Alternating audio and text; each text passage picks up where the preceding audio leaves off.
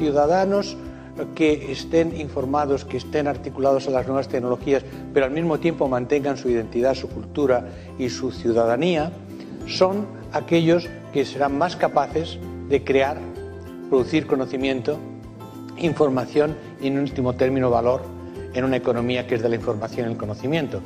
Bueno, yo la verdad discutiría el concepto de sociedad virtual, sociedad real. Creo que la virtualidad en la que vivimos es una de las dimensiones fundamentales de nuestra realidad. O sea, vivimos con Internet. No vivimos en Internet o para Internet, pero con Internet.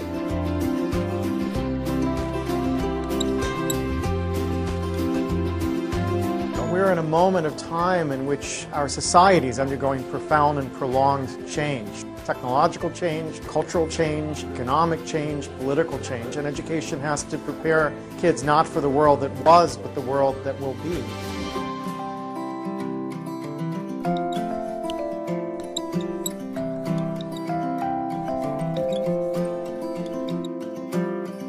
And human resources are like natural resources. They're often buried deep. You have to go looking for them. They're not just lying around on the surface. You have to create the circumstances where they show themselves. And you might imagine education would be the way that happens, but too often it's not. Every education system in the world is being reformed at the moment, and it's not enough. What we need, and the word's been used many times during the course of the past few days, is not evolution, but a revolution in education. This has to be transformed into something else.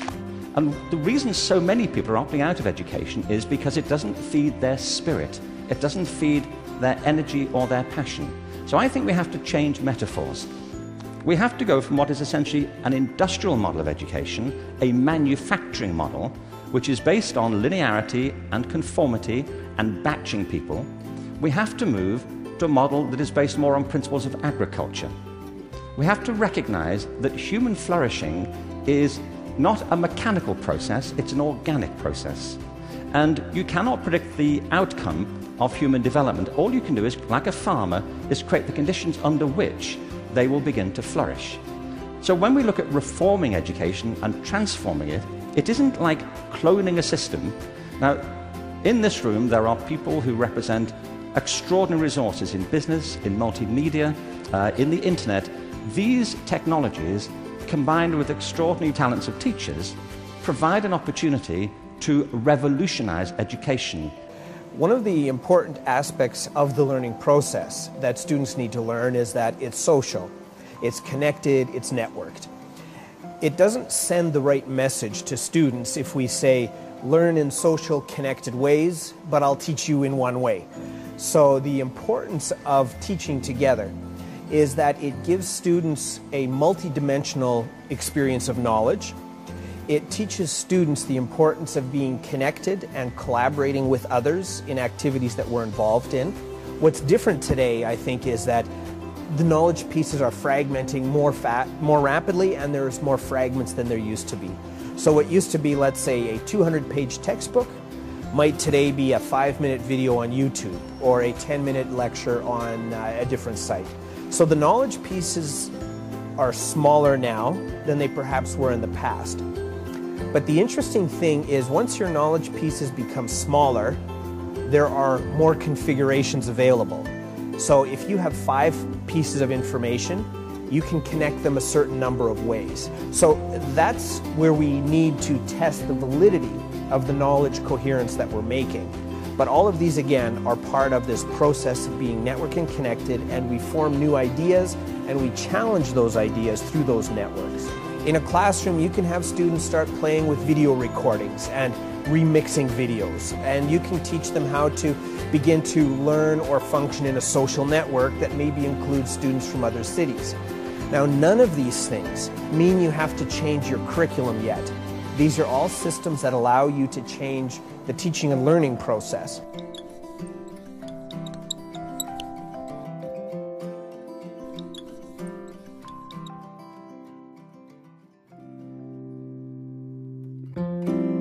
Hello, my name is Judy Harris. It's preposterous, isn't it? Design a house around a faucet. But in many ways, we've been asking teachers in many parts of the world to do something similar for about 25 years. We've been asking them to design learning experiences for students around digital tools and resources. Now, as ridiculous as that sounds, in some ways, it's understandable that we've made this mistake and made it for so long. These tools are incredibly powerful. They have enormous potential for helping students to learn even better and teachers to teach even better. But the problem is when we look to the tools to suggest how we should teach, it's like having a shiny new hammer. Because when you have a shiny new hammer, everything can look like a nail. Another way to say this is that the tail wags the dog.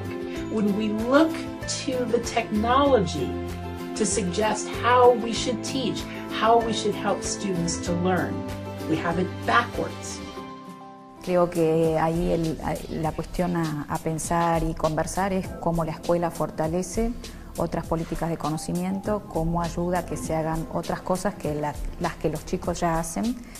Los chicos usan mucho las netbooks para entretenerse, para comunicarse, navegar con las cosas que les interesan, y eso está muy bien. Me parece que la escuela tiene que ayudar a ampliar sus horizontes con otras búsquedas, entendiendo mejor qué es lo que hay atrás de los buscadores, por ejemplo, qué otro tipo de producciones se pueden hacer. Si yo hago, no sé, un remix, hago un video, bueno, cómo ese video puede dialogar con otras producciones culturales, cómo puede dialogar también con las disciplinas de la escuela, bueno, cómo la historia, la sociología, la economía, la geografía me ayudan a pensar mejor el mundo en el que vivo, o el mundo natural también.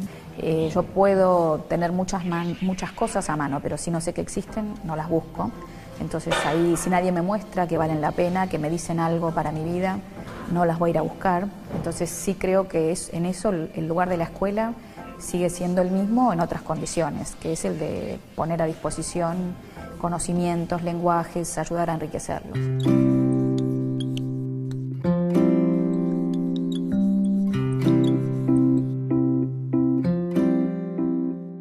Traditionally think about the distinction between formal and informal education, what happens in schools and what happens other places.